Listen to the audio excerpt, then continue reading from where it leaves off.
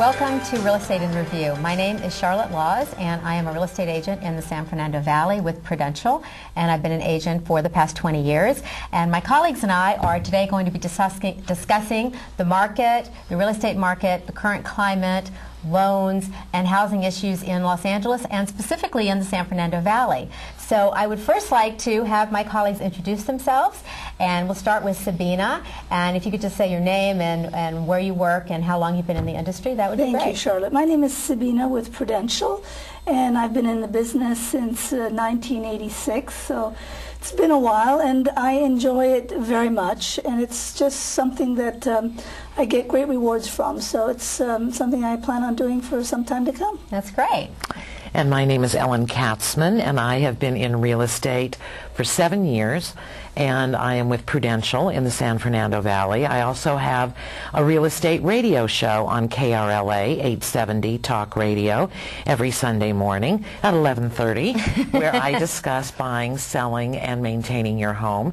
And real estate is my passion. I've done many other things in my life, and nothing has ever been as rewarding or fulfilling or as much fun for me as real estate.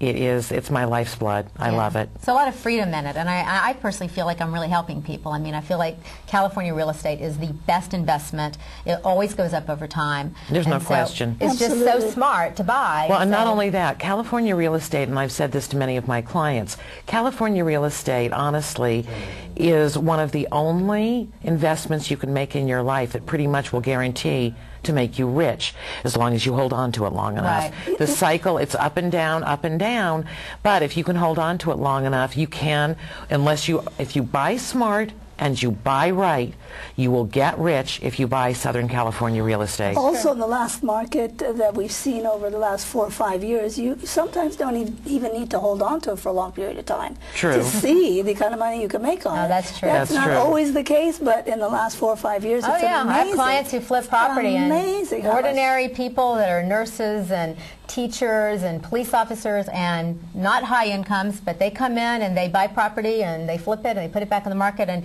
some of them are pretty wealthy today because they've been doing this for the past couple of years. Now, personally, in this particular market that we're in right now, I personally am advising all of my clients that it is not a good time to flip. It's a very, very good time to buy and hold, in my opinion. I think it's a crummy time to buy and flip. And the reason for that is because right now prices are flat. As we know, we've discussed the fact that prices are flat. I honestly don't anticipate the prices are going to be going down. If they go down in Southern California another maybe 1%. No, I disagree. So? I totally disagree. I think that, the CAR says that the median price has gone up 9%. I don't feel that's the case. My experience is they've gone down 10% in the last year. And I think they could go down another 10%. Exactly. I disagree, personally. My feeling is, based on all the statistical research I've seen, but much more importantly, based on what I've seen out in the field, taking my clients out, showing them property, I think that if we go down another 1%, I think we've bottomed out, is basically what I'm saying. And the reason I say that is you are going to see price reductions. For example, somebody puts their house on the market for $1 million because their neighbor sold their house a year ago for $1 million. Well, guess what? The two houses, the house that's just been put on the market isn't worth $1 million.